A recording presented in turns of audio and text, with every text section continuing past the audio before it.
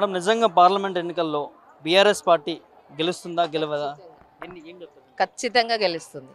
ఖచ్చితంగా BRS party గెలుస్తుంది. కాంగ్రెస్ పాలన మొత్తం జీరో, ఏం లేదు అక్కడ చేసింది కాంగ్రెస్ పాలనలో. గుంపు మేస్త్రి అని మేము పెట్టుకున్న పేరు అది, ఆయననే చెప్పుకున్నాడు కనుక అదే ప్రాసెస్ చేస్తున్నాడు. వాటర్ ఎంత ఇబ్బంది అవుతుంది హైదరాబాద్లో, ట్యాంకర్లు స్టార్ట్ అయిపోయినాయి, ఆనే కనపడుతుంది. రైతులు ఎంత బాధపడుతున్నారు, అది ఎక్కడ కనపడుతుంది కాంగ్రెస్ ఎట్లా చేస్తుంది అన్నది. ఏది గ్యారెంటీలు అంటున్నాడు, 6 గ్యారెంటీలు ఎక్కడున్నాయి? గ్యారెంటీలు కూడా లేదు అసలు. ప్రజాపాలన తీసుకొచ్చి బ్రహ్మాండమైన పాలన చేసినాము, 100 రోజుల్లో రాష్ట్రంలో కాదు దేశంలో ఎక్కడ ఎవరు చేయలేనంత పాలన మేము చేసినామని చెప్పి చెప్పుకుంటా ఉన్నారు కదా. అంతకంటే చెత్త పాలన ఇంకొకటి లేదు అసలు.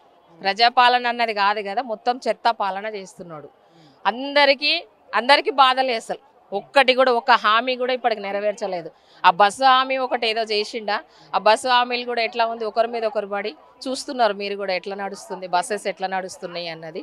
మహిళలు చాలా ఇబ్బంది పడుతున్నారు, కాలేజీ పిల్లలు అయితే ఇంకా చాలా ఘోరంగా ఇబ్బంది పడుతున్నారు. వాళ్ళు టైంకు చేరుకోలేక బస్ పాస్లో ఉన్న వాళ్ళు అందరైతే ఆటోలలో అట్లా వెళ్ళలేరు కదా, ప్రైవేట్ ఆటోలలో అట్లా వెళ్ళలేరు. బస్ పాసెస్ తీసుకున్న పిల్లలు చాలామంది బాధపడ్డారు. అది కాలేజ్ పిల్లలు అయితే చాలా ఇబ్బందులు పడ్డారు. మొన్న ఎగ్జామ్స్ టైంలో అయితే ఇంటర్ పిల్లలకు చాలా ప్రాబ్లమ్స్ అయిపోయినాయి. సొంతంగా మళ్ళీ వాళ్ళ డాడీస్ ఇంట్లో వాళ్ళు వెళ్ళి డ్రాప్ చేసి వచ్చిండ్రు ఎగ్జామ్స్ టైంలో. బస్సెస్ అయితే ఎక్కలేకపోయినరు కాలేజ్ పిల్లలకి. పథకాలు ఏమి యూజ్ అవ్వట్లేదు అసలు. ఇస్తే కదా పథకాలు, అదొకటి ఇచ్చిండు. సరే ఇది కరెంట్ ఏదో అన్నాడు, దానికి లింక్ ఏం పెట్టిండు, మళ్ళీ అది ఓనర్స్కే. అది కూడా మళ్ళీ ఏంటిది, రేషన్ కార్డు ఉండాలి, రేషన్ కార్డు లేకుండా లేదు. ఇంకా అట్లా నడుస్తుంది గుంపు మేస్త్రి పాలన. తనే చెప్పుకున్నాడు కదా, నేను ఒక గుంపు మేస్త్రి లాగా అందరినీ మేస్త్రి అది వర్కర్స్ లాగా పెట్టుకుంటా అన్నాడు. ఇప్పుడు ఆయన కింద ఏంటి అని అంటే, గుంపు మేస్త్రి అంటే అందరూ వర్కర్స్. ఇప్పుడు ఆయన చేతి కింద ఆయన పెట్టుకున్న పేరు అది. గుంపు మేస్త్రి లాగా నేను చేస్తాను, ఎట్లా చేస్తాను పాలన చూడండి అన్నాడు. అదే నడుస్తుంది ఇప్పుడు. ఇక మీరు అనుకున్న ప్రజాపాలన రాలేదా అంటే, నిజంగా కాంగ్రెస్ పార్టీ రావాలని గెలిపించుకున్నారు, మార్పు కావాలని గెలిపించుకున్నారు. ప్రజలు మోసపోయినరు, వీళ్ళు చెప్పిన హామీలకు మోసపోయినరు, బాధలు పడ్డరు. ఆ రోజుకి ఈయన ఏం చెప్పుకుంటూ వచ్చిండో, అన్ని దొంగ మాటలు చెప్పుకుంటూ వచ్చి, సరే కేసీఆర్ చేసిన ప్రభుత్వం ఎంత బాగా చేసింది, ఆ ప్రభుత్వాన్ని మరిపించేటట్లు చేసిండు. అసలు కేసీఆర్ ప్రభుత్వాన్ని మరిపించేటట్టు ఏదో చెప్పుకుంటూ వచ్చేసేసిండు అన్నట్లు. కేసీఆర్ గారు ఏం చేయలేదు కనిపించింది కదా, అసలు ఏమీ చేయలేదు. అన్నీ చెప్పుకుంటూ రావచ్చు. కళ్యాణ లక్ష్మి, షాదీ ముబారక్, తర్వాత కాలేజెస్, గురుకుల స్కూల్స్, ఎన్ని అని, రోడ్లు, వాటర్, ఫ్రీ వాటర్, ప్రతిదీ. కరెంట్ అయితే 24 hours కరెంటు. ఇప్పుడు మార్నింగ్ అవర్స్ కరెంటు పోతుంది, కరెంట్ ఉండట్లేదు.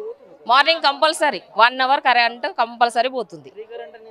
ఫ్రీ కరెంట్ అదే అట్లా పోయిన తర్వాత మళ్ళీ ఫ్రీ కరెంట్ అంటున్నారు. 200 యూనిట్లు కాలితేనే, మళ్ళీ 1 యూనిట్ ఎక్కువ కాలినా కూడా డబ్బులు కట్టాల్సిందే. అందులో కూడా ఫ్రీ కరెంట్కి ఎట్లా పెట్టిండు లింకు, రేషన్ కార్డు లింక్ పెట్టిండు.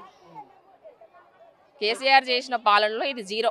కేసీఆర్ గారు చేసిన పాలన కింద లెక్కేసుకుంటే ఇది జీరో పాలన, కాంగ్రెస్ పాలన. కాంగ్రెస్ పాలనలో తులం బంగారం ఇస్తానన్నాడు, ఏమి ఇచ్చారు? ఇంతవరకు ఏమి ఇచ్చారు చెప్పండి? ఏమి ఇవ్వాలా?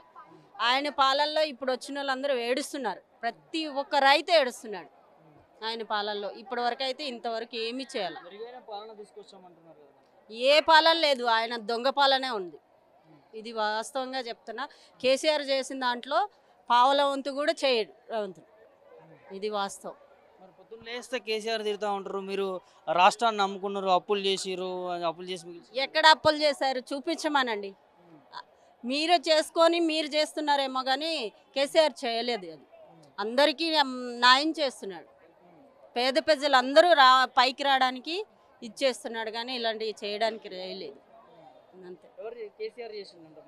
మంచి కేసీఆర్ చేసి, ఇప్పుడు కేసీఆర్ వస్తేనే మాకు ఇక్కడ తిండి దొరుకుతుంది. ప్రతి బిడ్డకి కూడా తిండి దొరికేది కేసీఆర్ వస్తేనే. రేవంత్ రెడ్డిలో అందరూ చావడం తప్పించి ఇంకేమి లేదు. అంతే తెలుస్తుంది కదా, చూస్తూనే ఉన్నాం కదా. 100 రోజుల్లో చేసామని ఏదీ చేయలే. ఏవి చూపించమనండి ఒకసారి, రమ్మనండి ప్రజల్లోకి.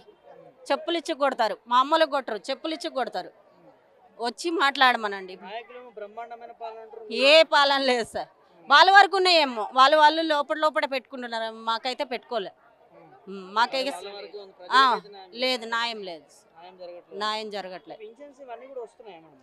ఏది రావట్లేదు, పింఛన్లు కూడా రావట్లేదు, ముసలోళ్ళు కూడా వేడిస్తున్నారు చాలా ఘోరంగా. కేసీఆర్ గారు వెళ్ళిపోవడం వల్ల మాకు ఏది రావట్లేదు మేడం, ఎలా అనేసి కూడా మమ్మల్ని అడిగితే కూడా మేము చెప్పలేకపోతున్నాం.